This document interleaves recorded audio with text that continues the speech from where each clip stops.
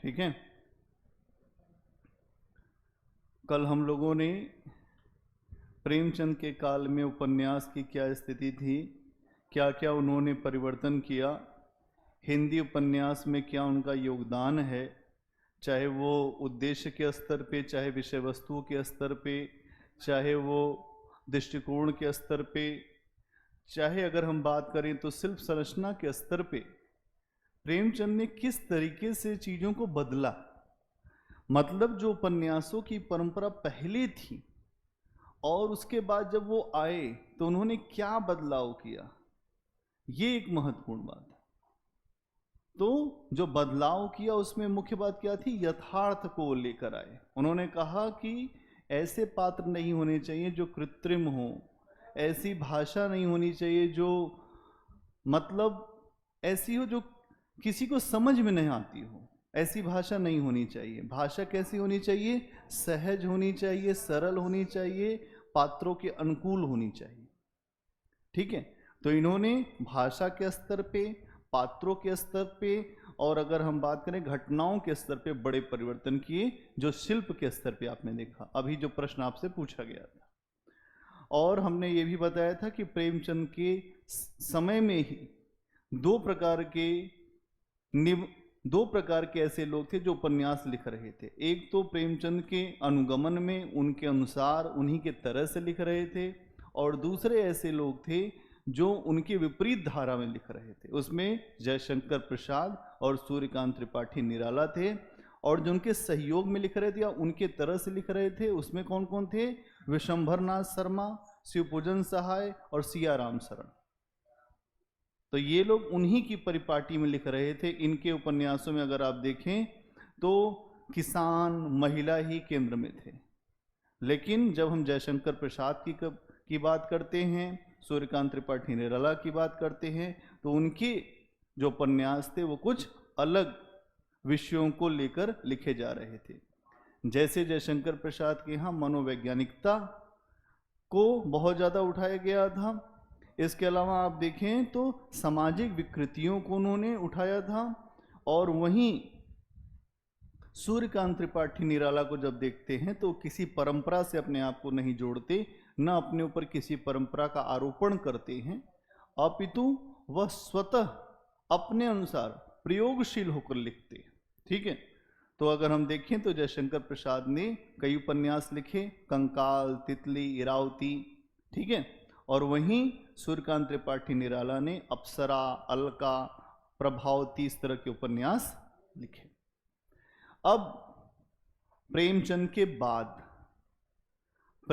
के बाद किस तरीके से उपन्यास की धारा आगे बढ़ी। प्रेमचंद के पश्चात उपन्यास, प्रेमचंद के पश्चात उपन्यास। आप देखेंगे कि प्रेमचंद के बाद के समय को अगर आप देखें तो यहां पर बड़े स्तर पे बदलाव हुआ और उपन्यासों की दुनिया भी इससे बहुत तेजी से बदलने लगी। क्या क्या हुआ? पहली चीज कि जब प्रेमचंद के बाद आप देखेंगे तो भारत को आजादी मिली। क्या हुआ? भारत आजाद हुआ। लेकिन आजादी के थोड़े ही समय के बाद, जैसे ही थोड़ा समय बीता, तो जो हमने वादा किया था, जो हमने कहा था लोगों से, वो नहीं मिल रहा था।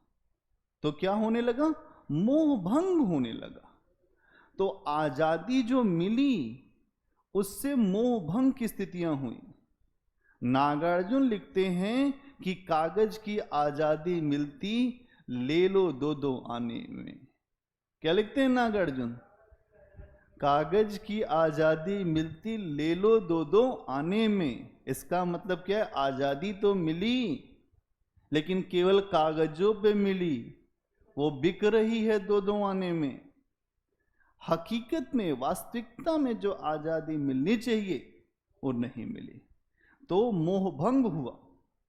इसके अलावा अगर आप देखें और क्या क्या हुआ, बड़े पैमाने पर शहरी केंद्र विकसित हुए, शहरीकरण हुआ।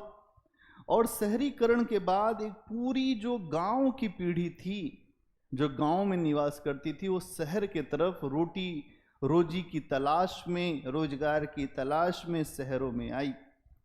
और जब वो शहर में आई तो उसके सामने पूरी समस्या अलग तरीके की थी। शहर में कोई किसी से बोल नहीं रहा, सब अपने अनुसार ही चल रहे हैं। कोई किसी से बात करता है उसका भी कोई मतलब है, उपयोगितावादी विचार है। इसके अलावा अगर आप बात करें महिलाओं की स्थिति को देखो, तो महिलाएं क्या हैं? पहले महिलाएं घर की चारदीवारी में ही कैद थी, लेकिन अब महिलाएं जो हैं, आप देखेंगे कि धीरे धीरे हर क्षेत्र में अपने कदम को रख रही थी। और जब रखी कदम तो उन्होंने कहा कि हमें भी आधार चाहिए, हमें भी अधिकार चाहिए, हम भी मानव हैं। और जब उन्होंने अधिकारों की मांग किया तो महिला और पुरुष के संबंधों में तल्खी बढ़ने लगी। क्या बढ़ने लगी? तल्खी बढ़ने लगी। ये समस्या खड़ी हुई। और जब तल्खी बढ़ने लगी तो आप देखेंगे कि धीरे धीरे इन्हीं सब प्रवृत्तियों ने मध्यम वर्ग का उभार किया। तल्खी मतलब क्या होता है? एक दूसरे के प्रति गुस्सा, नाराजगी, तो वो बढ़ने लगी। और इसने धीरे धीरे आप देखेंगे कि शहर में जब गांव से लोग आने लगे तो मध्यम वर्ग की संख्या बढ़ी, उपभोक्तावादी संस्कृति का विस्तार हुआ कि उपभोग करो, खाने पीने पे उस संस्कृति का विस्तार हुआ। और ये धीरे धीरे उपभोक्तावादी संस्कृति पूरे देश में प्रचार प्रसार के माध्यम से फैलने लगी कि जिसका प्रचार होगा वही बिकेगा। तो उपभोक्तावादी संस्कृति का विस्तार आप देखेंगे। ठीक है, इन सारे परिवर्तनों ने क्या किया? समाज की संरचना को, स्ट्रक्चर को बड़ी तेजी से बदलने का प्रयास किया, जिससे समाज और जटिल हो गया, कॉम्प्लेक्स हो गया। और उपन्यासों को भी अब ऐसे जटिल समाज को अपने यहां दिखाने की जिम्मेदारी मिली कि अब उपन्यास भी प्रेमचंद के बाद वैसे ही लिखे जाएंगे जिसमें जटिलता हो।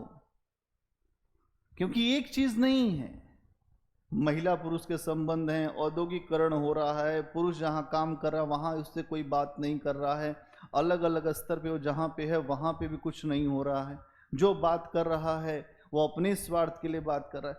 हर तरह से बदलाव है। और ये जो बदलाव है इसी को जटिल यथार्थ कहते हैं, कॉम्प्लेक्स यथार्थ। और जटिल यथार्थ को प्रस्तुत करने की चुनौती प्रेमचंद के बाद के काल में खड़ी हुई। और इस समय हिंदी उपन्यास के परिप्रेक्ष्य को अगर आप देखें तो यहाँ पर इन्हीं बड़े सामाजिक परिवर्तनों को, जटिल समाज को अपने उपन्यासों में स्थान देने की बात उठने लगी। ठीक है, इसीलिए अब ऐसी भी बातें होंगी, जब कोई किसी से कोई बात नहीं बोल पाएगा तो वो अपने मन में ही घुटेगा, नहीं। इसीलिए प्रेमचंद के बाद आप देखोगे तो मनोवैज्ञानिक उपन्यास, मनोविज्ञान, क्योंकि मन में इतनी बातें हैं, उन बातों को लेकर भी उपन्यास लिखे गए। तो मनोवैज्ञानिक उपन्यास लिखे गए इसमें प्रेमचंद के बाद। क्या है मनोवैज्ञानिक उपन्यास? मनोविज्ञान का प्रयोग प्रेमचंद ने भी अपने यहां किया है, लेकिन वो बड़े स्तर पे नहीं किया। लेकिन अब आप देखेंगे कि प्रेमचंद के बाद जो है मनोवैज्ञानिक उपन्यास ज्यादा लिखे जाने लगे। क्यों? 20वीं सदी के शुरुआत में हम देखें तो कुछ ऐसे लोग हैं जो मनोविज्ञान के ऊपर बहुत ज्यादा बल दे रहे हैं, जिसमें सिगमंड फ्रायड, जो खुद एक मनोविश्लेषणवादी थे, उन्होंने इस बात पर बल दिया। इसके अलावा एडलर, थॉमस एडलर और कार्ल युंग। कौन कौन? सिगमंड फ्रायड,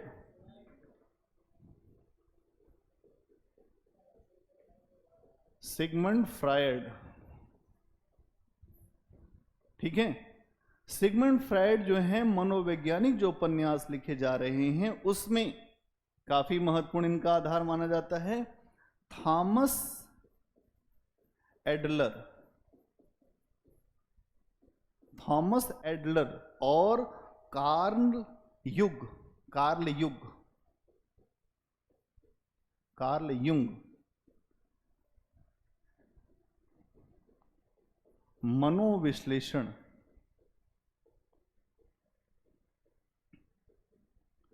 क्यों? क्योंकि जब इस समय अगर आप देखेंगे तो इस समय का जो समाज है, जो लोग हैं, वो अपने मन में बहुत घुटते जा रहे हैं, द्वंद्व है उनके मन के भीतर।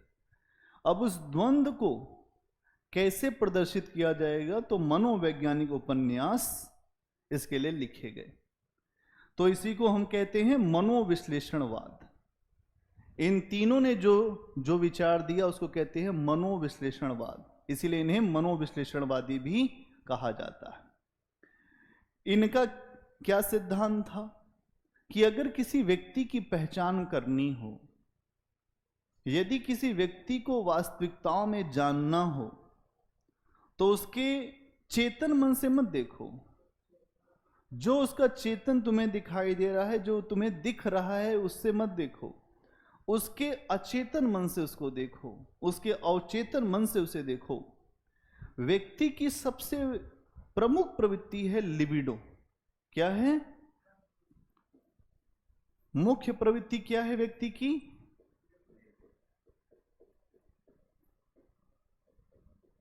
लिबिडो। इसी से देखो व्यक्ति को, लिबिडो से।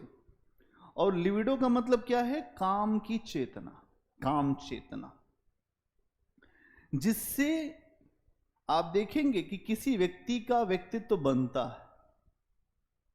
इसी से ही किसी व्यक्ति का व्यक्तित्व निर्मित होता है, बिल्ड होता है। इसके अतिरिक्त अगर आप देखें तो यहां पर और क्या क्या दिखेगा? जीवन की इच्छा, जीवन जीने की इच्छा होनी चाहिए। इसके अलावा अन्य कई सिद्धांत भी आपको दिखाई देंगे। तो मुख्य बल किस पे था? लिबिडो पर, काम की इच्छा पर। ठीक है। मनोवैज्ञानिक उपन्यास मुख्यतः इन्हीं सिद्धांतों के आधार पर लिखे गए। ठीक है। और आप देखेंगे इसके तहत व्यक्ति के मन के भीतर जो कुछ घटित हो रहा है उसे झांकने का प्रयास किया गया, उसकी एक समीक्षा की गई और उसी आधार पर उपन्यास लिखे गए कि तुम्हारे भीतर क्या हो रहा, बाहर नहीं अंदर क्या हो रहा। अब ऐसे उपन्यास होंगे कैसे? जहां पर मनोविज्ञान होगा तो वहां घटनाएं बहुत ज्यादा नहीं होंगी, वहां पात्रों की संख्या भी बहुत ज्यादा नहीं होगी। आप देखेंगे यहां घटनाएं बहुत कम होंगी, घटनाओं की संख्या बहुत कम होगी। यहां पर घटनाओं से ज्यादा बल होगा चिंतन पर, मनन पर, मंथन पर, विश्लेषण पर। मतलब घटनाओं पर ज्यादा जोर नहीं होगा, घटनाओं पर बल नहीं, अपितु चिंतन पर। मनोवैज्ञानिक उपन्यास चिंतन, मनन, विश्लेषण आदि पर बल देगा कि मन में क्या है, मन की तहों को देखने का प्रयास करेगा। ठीक है। कई ऐसे उपन्यासकार हैं जैसे अज्ञे, हीरानंद वात्स्यायन अज्ञे, हीरानंद सच्चिदानंद वात्स्यायन अज्ञे, बड़ा नाम है बड़ा, तो केवल अज्ञे समझिए। अज्ञे ने शेखर एक जीवनी नामक उपन्यास लिखा। उसमें इतना तगड़ा मनोविज्ञान है कि आप जब पढ़ेंगे आपको पता ही नहीं चलेगा क्या हो रहा है, क्या घटित हो रहा है। मन की, चूंकि जब मन की तहों की बात होगी, मन के अंदर की बात होगी, तो वहां पर चिंतन होगा, मनन होगा, मंथन होगा और विश्लेषण होगा, सब चीज होगा। अंदर ही अंदर ऐसा लगेगा समुद्र मंथन चल रहा है, पता नहीं क्या निकलने वाला है, बोलेगी नहीं। और जब निकलेगा तो इतना कुछ निकलेगा कि अमृत भी निकल सकता है, विष भी निकल सकता है। नहीं, तो आप देखेंगे कि शेखर एक जीवनी में कई कई पेजों तक विश्लेषण ही चल रहा है, कोई घटना नहीं, विश्लेषण ही विश्लेषण, मनन हो रहा है। ठीक है, और क्या होगा मनोवैज्ञानिक उपन्यास में? आप लोग के मन का उपन्यास है ये। पात्रों की संख्या बहुत कम रहेगी, ज्यादा पात्र रहेगा तो तुम अपनी बात कहां बता पाओगे। पात्रों की संख्या बहुत कम होगी और आंतरिक व्यक्तित्व का, इनर पर्सनैलिटी का आप अत्यंत सूक्ष्म और मल्टी डायमेंशनल तरीके से अभिव्यक्त करने का प्रयास करेंगे। मतलब पात्रों की संख्या भी बहुत कम और आंतरिक व्यक्तित्व का सूक्ष्म ढंग से उद्घाटन होगा। तो यहां पर अगर आप बात करें तो पात्रों की संख्या भी बहुत कम होगी। कभी भी लिखना हो मनोवैज्ञानिक उपन्यास तो ये सारे डायमेंशन आपके दिमाग में रहने चाहिए। पात्रों की संख्या अत्यधिक कम और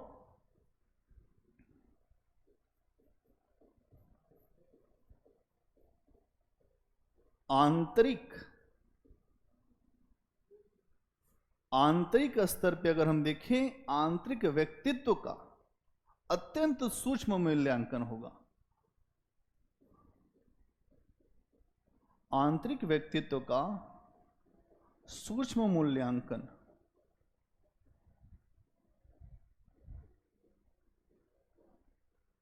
इन उपन्यासों की विशेषता होगी।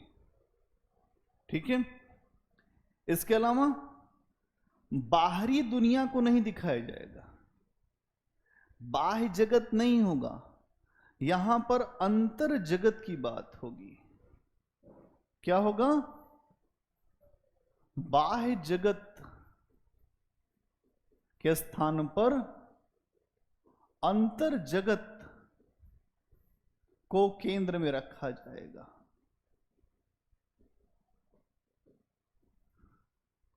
ठीक है, सबसे पहले हम यहां पे मनोवैज्ञानिक उपन्यास पे चर्चा कर रहे हैं।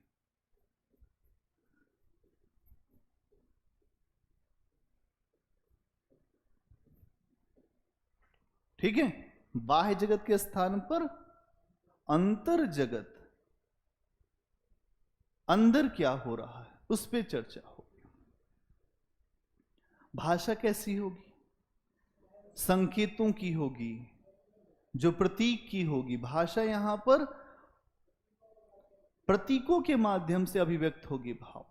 ठीक है, क्योंकि सीधी भाषा में, सपाट भाषा में मन की स्थितियों को अभिव्यक्त नहीं कर सकते हो। अगर सीधी भाषा में अगर तुम मन को अभिव्यक्त करना चाहोगे तो क्या होगा? मन की अभिव्यक्तियों को व्यक्त करने के लिए, मन की गहराइयों को दिखाने के लिए आपको जो प्रतीकों का प्रयोग करना पड़ेगा, बिंबों का प्रयोग करना पड़ेगा। मेरे प्रियतम को भाता है तम के पर्दे में आना। मेरा प्रियतम जो है वो अंधेरे के ही पर्दे में आता है। तो यहां पर कई ऐसी चीजें हैं, जैसे अगर एक जैनेन्द्र ने उपन्यास लिखा है त्यागपत्र, उसमें उसकी नायिका है मृणाल।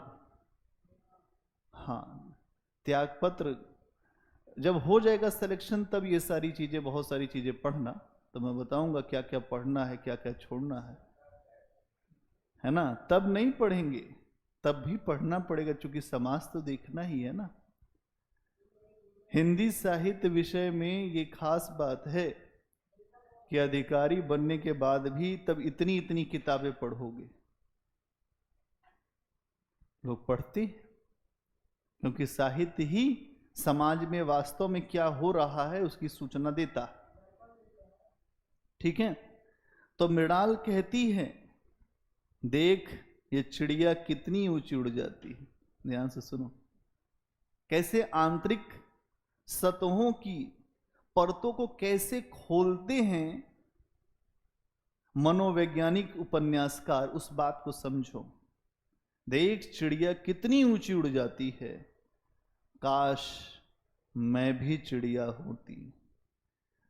मैं भी चिड़िया होना चाहती हूं, तो मैं भी उड़ जाती, मैं भी मुक्त हो जाती इन बंधनों से, इन परंपराओं से, इन रूढ़ियों से। बात तो ये कह रही है कि देख चिड़िया कितनी ऊपर उड़ती है, कितनी ऊंची उड़ जाती है, और आज मुझे बांध रखा गया इसलिए मैं उड़ नहीं पा रही हूं, मेरे पर काट दिए गए हैं। इसके अंदर बहुत सारी भावनाएं, अब मैं एक्सप्लेन कर रहा हूं। मेरे पर काट दिए गए हैं, और अगर मैं भी चिड़िया होती तो मैं भी उड़ जाती। ठीक है, ये आपको मिलेगा मनोवैज्ञानिक उपन्यास में। इसके अलावा ये उपन्यास नैतिक व्यवस्था और विकृतियों को भी दिखाते हैं, और ये कहते हैं कि किसी व्यक्ति को नैतिक होने का निर्णय उसकी लिबिडो के आधार पर नहीं होना चाहिए, काम चेतना के आधार पर नहीं होना चाहिए। क्यों? क्योंकि काम चेतना या काम के संबंधों के आधार पर प्रेम का तुम मूल्यांकन मत करो। इसका उदाहरण क्या है? फिर वही शेखर एक जीवनी। मनोवैज्ञानिक उपन्यास आ जाए तो 2-3 उपन्यास आपके दिमाग में रहे, शेखर एक जीवनी, त्यागपत्र, 1-2 और। ठीक है, शेखर एक जीवनी में फिर क्या है? शेखर एक लड़की से प्रेम करता है, उसका नाम है शशि। लेकिन शेखर और शशि का प्रेम केवल शारीरिक प्रेम नहीं है, मानसिक प्रेम भी है। तो केवल प्रेम का मतलब ये नहीं है कि आप किसी से जब मिलेंगे तभी प्रेम होगा। प्रेम का मतलब ये है कि वो मुझे पसंद करता है या करती है, उसके ऊपर समर्पित हो जाना भी प्रेम है, जैसे लहना सिंह हुआ था। नहीं तो यहां पर आप देखेंगे कि शेखर और शशि का प्रेम भी ऐसी नैतिक वर्जनाओं को, ऐसी नैतिक बाध्यताओं को तोड़ देता है। नहीं तो प्रेम का मतलब ये नहीं है कि कोई मिले, कोई सब कुछ अपना तुम्हें दे दे तभी मानोगे। प्रेम का मतलब यह भी होता है कि तुम भी सब कुछ दे दो और बदले में कुछ भी मत मांगो, सब कुछ देकर ही जाना है। क्या लेकर जाओगे? आया है सो जाएगा, राजा रंक फकीर।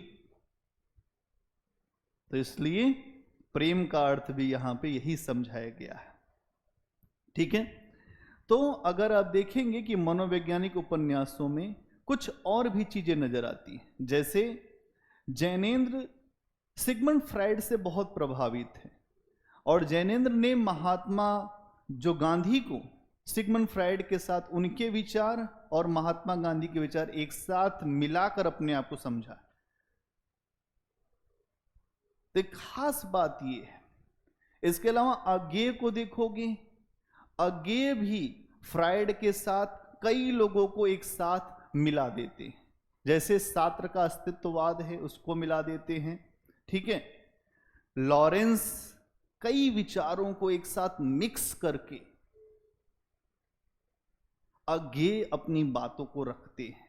ठीक है, और आप देखेंगे कि कुछ ऐसी चीजें ये लोग अपने तरीके से, जैसे ये विचारक हैं Sigmund Freud, Thomas Adler, Carl Jung, ये सारे तो हैं ही हैं, लेकिन जो भारतीय मनोवैज्ञानिक उपन्यासकार हैं उन्होंने अपनी अपनी पसंद के, जो लोग जिनको वो पसंद करते थे, अगर कोई महात्मा गांधी को पसंद करता है तो उनके साथ महात्मा गांधी के विचार, अगर कोई अन्य विचारों को पसंद करता है इलियट के विचार। जैसे अज्ञेय पश्चिम के कई विद्वानों से बहुत ज्यादा प्रभावित थे। एक थे टी.एस. इलियट, हाँ, इसके अलावा सिगमंड फ्राइड से भी बहुत प्रभावित थे, इसके अलावा सात्र से, लॉरेंस से। तो जितने जितने लोगों का असर उनके ऊपर था वो सारे विचार उनकी भी रचनाओं में दिखाई देते हैं।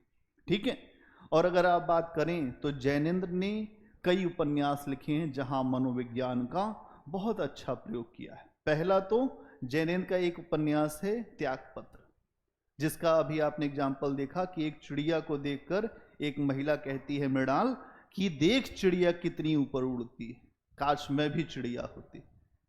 तो त्यागपत्र, सुनीता, कल्याणी, ये सारे उपन्यास जब तुम देखोगे जैनेन्द्र के, तो यहां पर मनोविज्ञान का सुंदर प्रयोग किया गया है। अज्ञेय का एक शेखर एक जीवनी उपन्यास, इसके अलावा नदी के द्वीप और अपने अपने अजनबी, अपने अपने अजनबी, इसके नाम में ही समझ में आ रहा है कि अपने भी एक दिन अजनबी हो जाएंगे। तो मनोविज्ञान का जितना सुंदर प्रयोग अज्ञेय, जैनेन्द्र, ये सारे लोग कर रहे हैं। इसके अलावा इलाचंद जोशी भी मनोवैज्ञानिक उपन्यास लिखने वाले एक बड़े नाम है। इनका एक उपन्यास है जहाज का पंछी। सोचो, जहाज जब चलते हैं तो उस पे पंछी भी उड़ते, कहां जाएगा जहाज, वो पंछी कहां जाएगा कुछ पता नहीं। कहां है ठिकाना मेरा, कौन है ठौर मेरा, कुछ पता नहीं। तो जहाज का पंछी, इसके अलावा सन्यासी, ये ऐसे उपन्यास इन्होंने लिखे। ठीक है, तो हिंदी उपन्यास में प्रेमचंद के बाद मनोवैज्ञानिक उपन्यास किस तरीके से लिखे गए, उसके पीछे का आधार समझ पा रहे हो क्या? समाज कैसा हो गया है, जटिल हो गया है, कॉम्प्लेक्स हो गया है। लोग गांव से शहर आ गए, आजादी मिली, आजादी भी किसी काम की नहीं समझ में आ रही है, मोह भंग हो गया। लोग शहर में आए, शहर में कोई किसी को जानता नहीं, न कोई किसी से मिलना चाहता है, सब एक दूसरे को काटने की फिराक में लगे हुए हैं, सब अजनबी हैं, सब एक दूसरे को चश्मा लगा के ही देख रहे हैं कि कितना फायदा कितना नुकसान। बगल में ही कमरे में कोई है, हम नहीं जानते उसे वो कौन है, नहीं। तो समस्या ये है, और इसी समस्या को देखते हुए लोगों के अंदर द्वंद्व, एकांत, ये समस्याएं, इन समस्याओं को अभिव्यक्त मनोवैज्ञानिक उपन्यास कर सकते थे।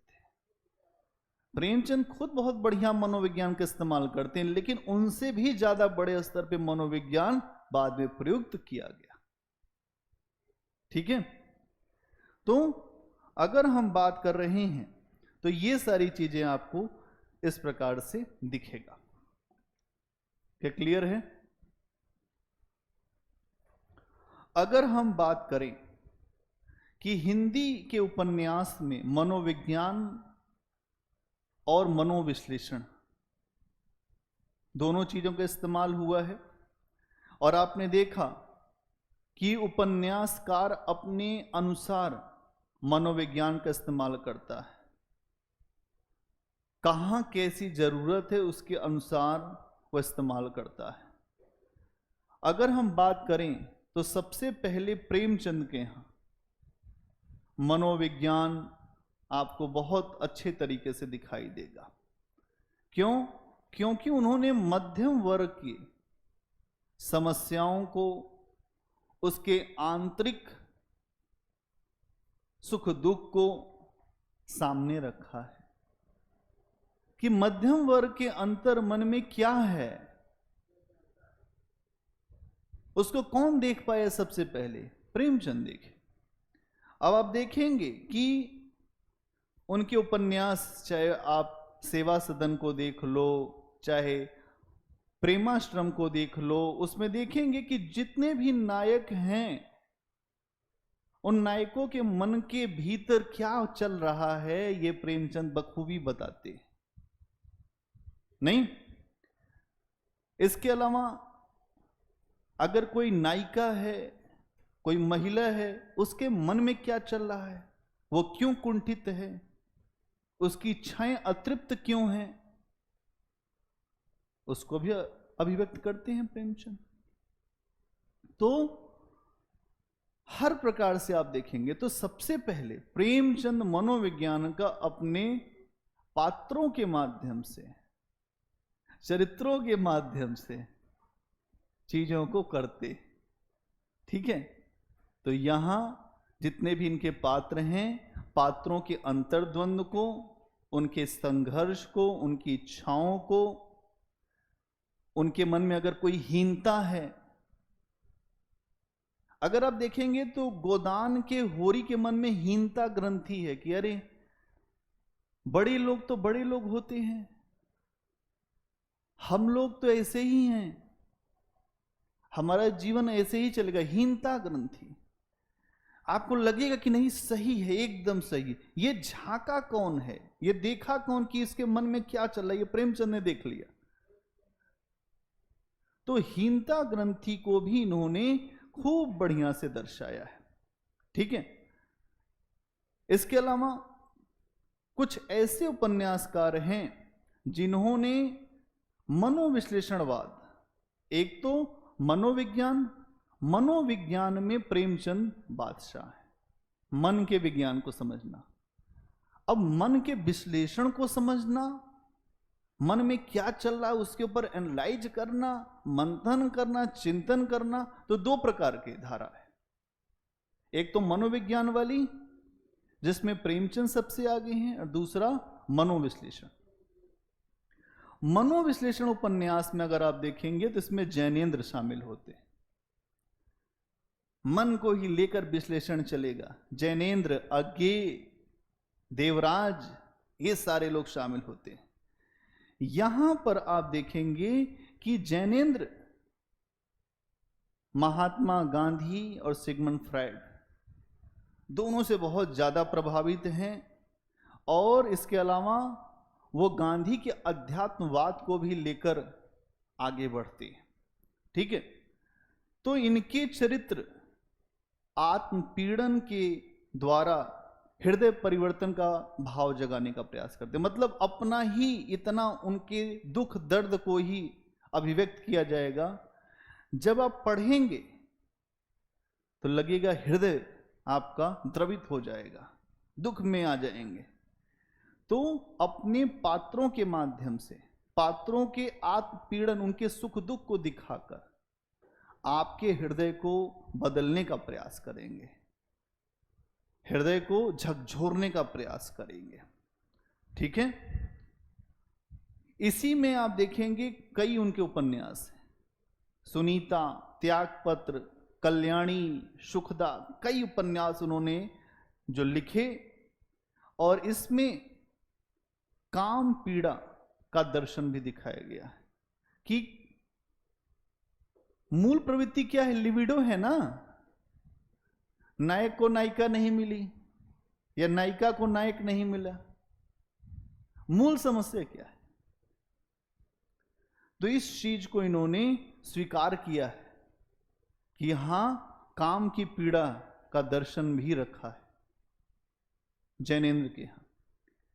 इलाचंद जोशी को देखोगे, ये भी मनोवैज्ञानिक या मनोविश्लेषणवादी, इनका भी बहुत ही जबरदस्त उपन्यासकार माने जाते हैं।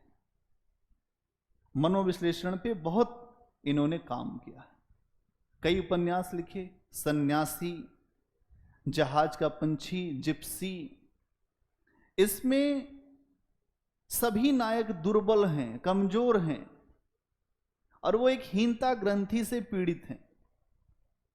जब तक आप अपनी हीनता ग्रंथि, अपने ऊपर जो भी आरोपण है उससे बाहर नहीं निकले। हीनता ग्रंथि क्या है? जैसे मान लीजिए मैं दलित हूं, मुझे ये महसूस हो जाए कि नहीं मैं कुछ नहीं कर सकता, ये क्या है? एक हीनता ग्रंथि। आपको समझा दिया गया कि नहीं तुमसे कुछ नहीं होगा, वो लोग अलग होते हैं। अब हीनता ग्रंथि इस बात का संकेत है कि आपको कुछ नहीं करना है, आप अपनी स्थितियों को बदलना ही नहीं चाहते, तो हीनता ग्रंथि। इसके अलावा इनके नायक दुर्बल हैं और उनको ये लगता है कि वो कुछ भी कर नहीं पाएंगे, इसीलिए मानव मन में छिपे जो रहस्य उनको उद्घाटित करने का प्रयास करते हैं इलाचंद जोशी। इनके पात्र कैसे हैं? हीनता ग्रंथि से ग्रसित हैं और कमजोर हैं। अब जो कमजोर आदमी होगा उसके मन में कितनी बातें आएंगी? आएंगी बातें ना, क्या करूं, जाऊंगा तो लोग क्या कहेंगे, वहां बैठ जाऊंगा तो बड़े भैया क्या बोलेंगे, कहीं उठा के भगा न दें, कहीं दो थप्पड़ मार न दें, ये सारी बातें आती हैं। ठीक है। और सबसे बड़ा नाम अज्ञेय का। अज्ञेय, शेखर एक जीवनी, हम नदी के दीप, ये जो मनोवैज्ञानिक उपन्यास हैं, इसमें एक पूरा मैच्योरिटी दिखाई देती है, प्रौढ़ता दिखाई देती है। और उन्होंने आज की बौद्धिक चेतना से, वैज्ञानिक चेतना से, चूंकि वो वैज्ञानिकता को बहुत ज्यादा महत्व देते थे, बुद्धिजीवी थे, उन्होंने उस चेतना के संदर्भ में विज्ञान की चेतना, बौद्धिक चेतना, तर्क, सबके आधार पर जो भारत का मूल समाज है, जो ट्रेडिशनल सोसाइटी है, जहां सब कुछ अपने उसी ढर्रे पे चल रहा है, उस समाज को उन्होंने गहराई से देखा है। किस चश्मे से देखा है गहराई से? विज्ञान के चश्मे से और बौद्धिक चेतना के चश्मे से। जहां अगर विज्ञान का मतलब क्या है? तर्क पे बात होगी, ऐसे बात नहीं होगी, और किसी बात को रखने के लिए कुछ आधार होंगे। तो अज्ञेय ने उसी तरीके से देखा है। और मानव की मन के भीतर जो जो बातें चल रही हैं, उन बारीक परतों को उभारने का प्रयास किया है अज्ञेय ने, कि मन में क्या क्या है। कभी मन ये कहता है, कभी मन वो कहता है, कभी कहता है तुम बहुत अच्छे हो, कभी कहता है तुम बहुत बुरे हो, कभी कहता है सब कुछ अच्छा ही चल रहा है, कभी कहने लगता है नहीं कुछ नहीं अच्छा है। तो मन के भीतर क्या क्या हो सकता है, क्या क्या दिख सकता है, ये अज्ञेय से बढ़िया कोई नहीं दिखाया।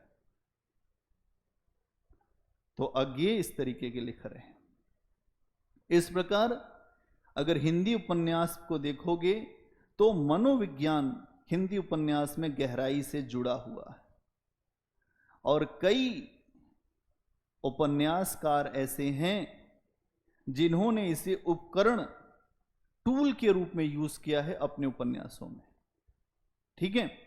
और कई उपन्यासकारों ने अपने उपन्यासों के माध्यम से, अपने उपन्यासों के द्वारा मनोविश्लेषणवादी विचारधारा या सिद्धांत को सामने में रखा है।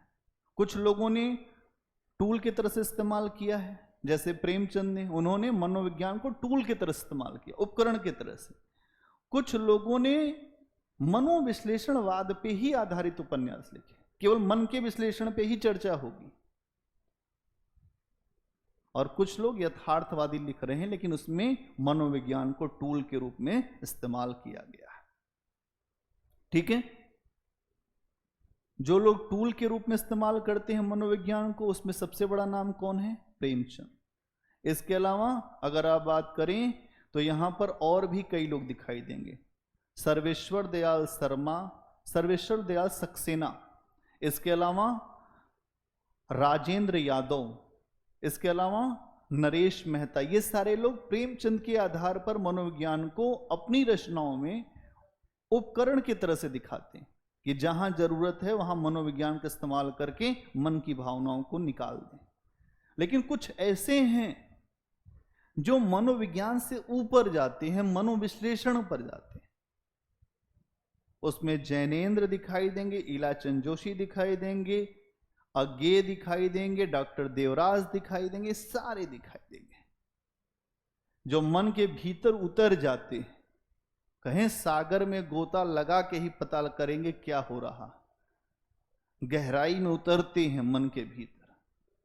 और कभी कभी जब आप ये रचनाएं पढ़ोगे तो आपको समझ में नहीं आएगा क्या हो क्या रहा। इतना सूक्ष्म वर्णन किया है मन का। ठीक है, तो मनोविज्ञान और मनोविश्लेषण क्या समझ पाए? बोलो।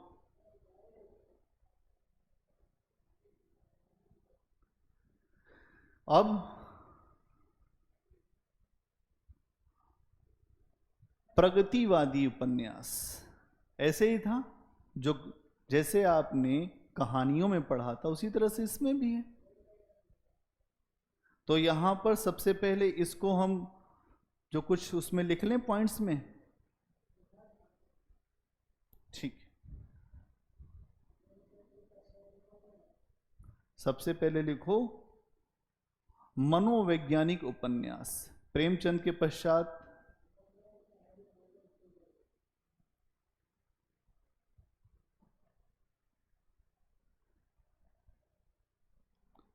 मनोवैज्ञानिक उपन्यास।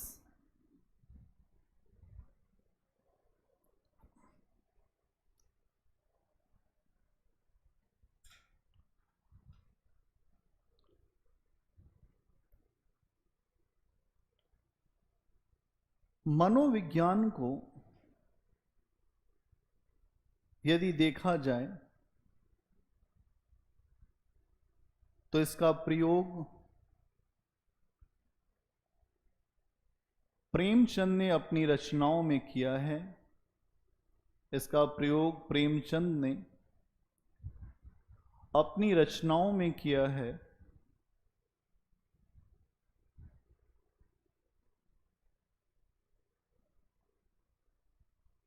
किंतु इनके पश्चात मनोविज्ञान के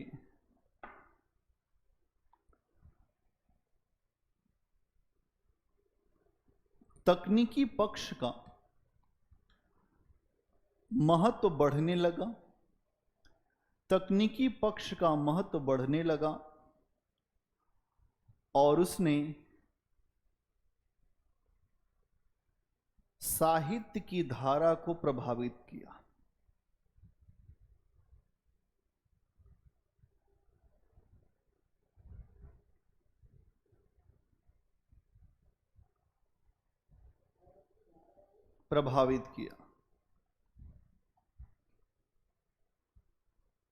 इस विचारधारा की शुरुआत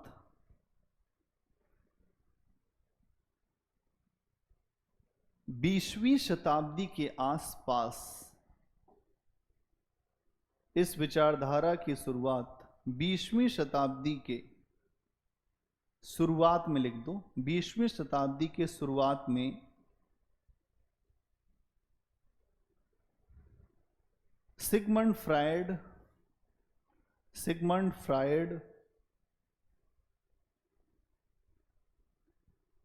एडलर एवं कार्ल युंग ने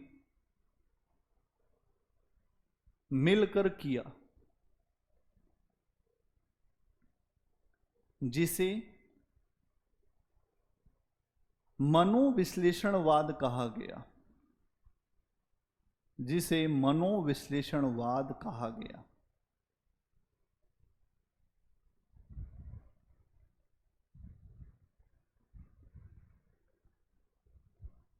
जिसके तहत व्यक्ति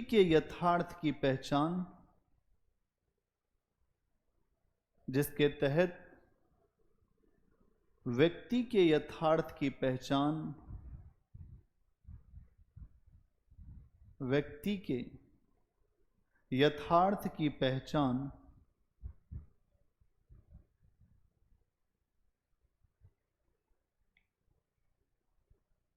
उसके चेतन नहीं अपितु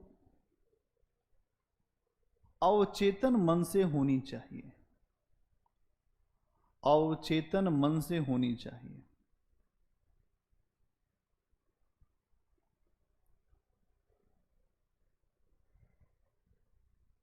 व्यक्ति की सबसे प्रमुख प्रवृत्ति, व्यक्ति की सबसे प्रमुख प्रवृत्ति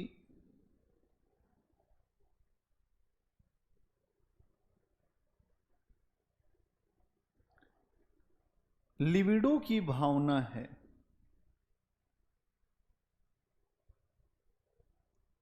अर्थात काम चेतना, अर्थात काम चेतना, जिससे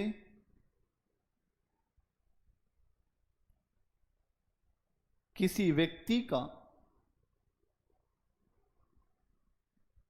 व्यक्तित्व निर्मित होता है।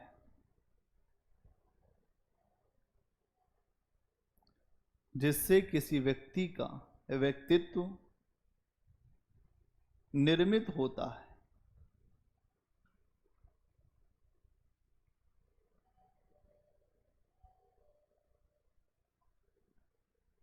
अगला पॉइंट, मनोवैज्ञानिक उपन्यास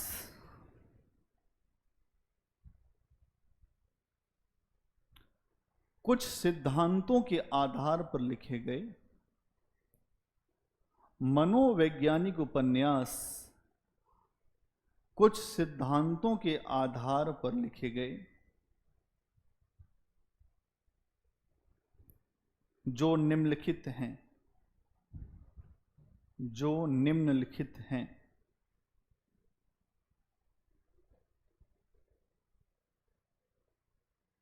पहला पॉइंट, इन उपन्यासों में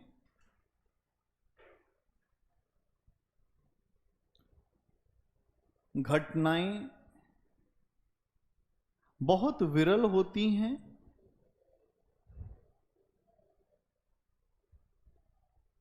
इन उपन्यासों में घटनाएं बहुत विरल होती हैं,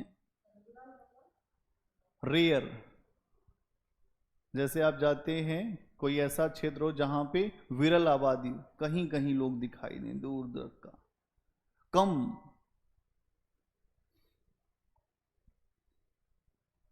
तथा इसमें घटनाओं से ज्यादा महत्व, तथा इसमें घटनाओं से ज्यादा महत्व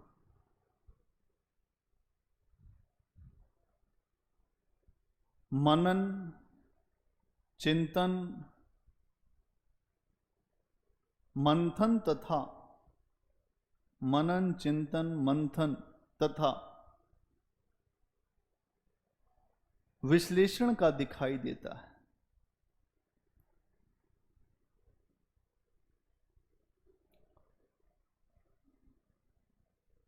जैसे अज्ञेय के उपन्यास, जैसे अज्ञेय के उपन्यास शेखर एक जीवनी में, अज्ञेय के उपन्यास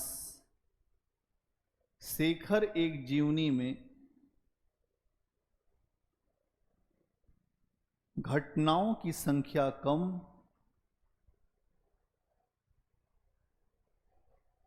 और वहीं विश्लेषण कई पृष्ठों तक हुआ है,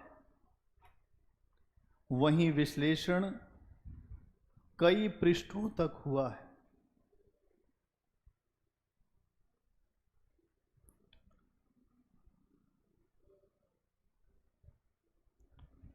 पृष्ठों मतलब पन्नों तक।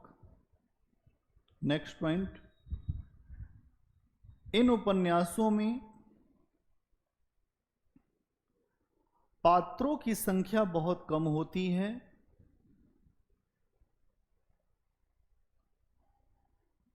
इन उपन्यासों में पात्रों की संख्या बहुत कम होती है, परंतु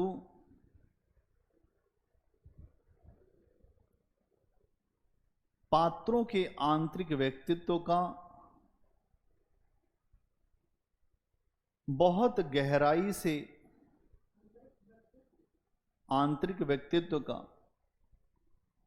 बहुत गहराई से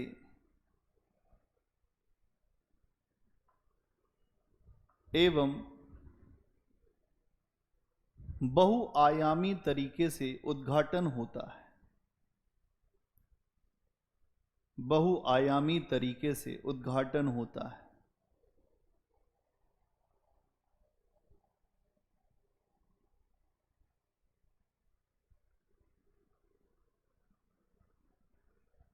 नेक्स्ट पॉइंट,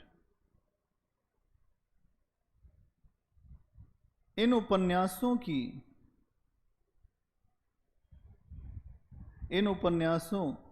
में बही जगत के स्थान पर, बही जगत मतलब बाहरी जगत या बाह्य जगत, बही जगत,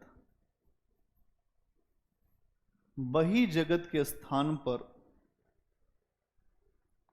अंतर जगत केंद्र में होता है कि अंदर की चीजें,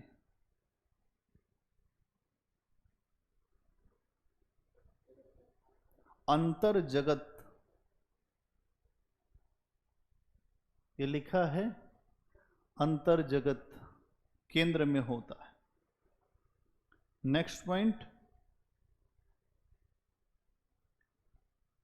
इसमें भाषा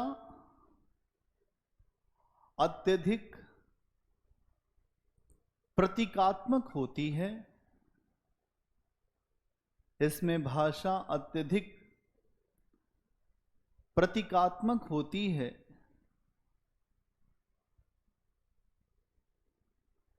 क्योंकि सीधी तथा सपाट भाषा में, क्योंकि सीधी तथा सपाट भाषा में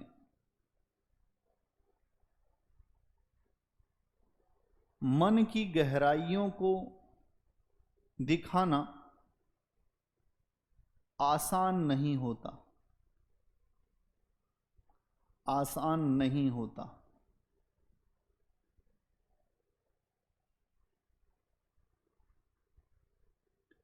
कुछ उदाहरणों के माध्यम से,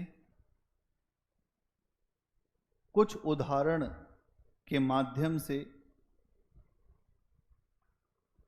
इसे देख सकते हैं। जैसे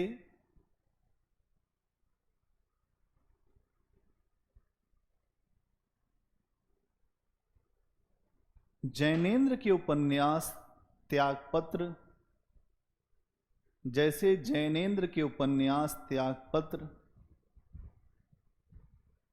की मृणाल कहती है, त्यागपत्र की मृणाल कहती है, त्यागपत्र की मृणाल कहती है, इन्वर्टेड कॉमा, देख चिड़िया कितनी ऊंची उड़ जाती है, देख चिड़िया कितनी ऊंची उड़ जाती है। मैं चिड़िया होना चाहती हूं, मैं चिड़िया होना चाहती हूं।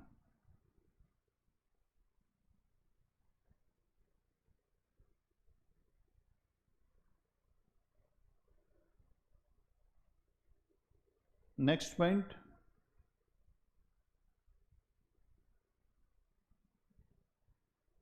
इन उपन्यासों में समाज के नैतिक व्यवस्था की बुराइयों को, इन उपन्यासों में समाज के नैतिक व्यवस्था की बुराइयों को दिखाया गया है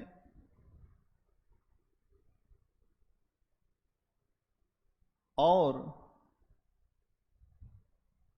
यह कहा गया है कि किसी व्यक्ति के नैतिक होने का निर्णय, और कहा गया है कि किसी व्यक्ति के नैतिक होने का निर्णय उसके काम संबंधों पर आधारित नहीं होना चाहिए। उसके काम संबंधों पर आधारित नहीं होना चाहिए।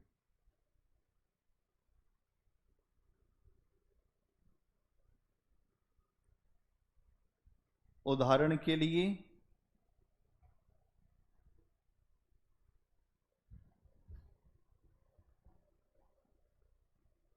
शेखर एक जीवनी उपन्यास के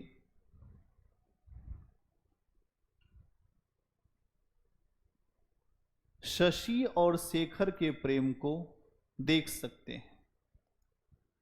शशि और शेखर के प्रेम को देख सकते हैं।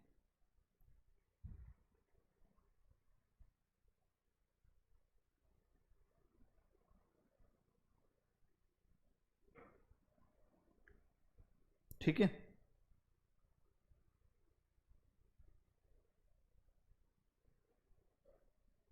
नेक्स्ट पॉइंट,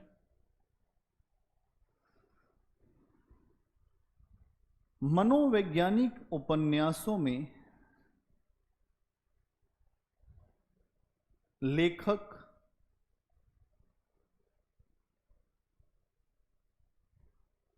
अलग अलग विविधताओं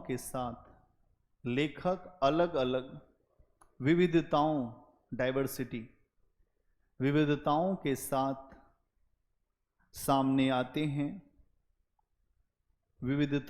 साथ सामने आते हैं। जैसे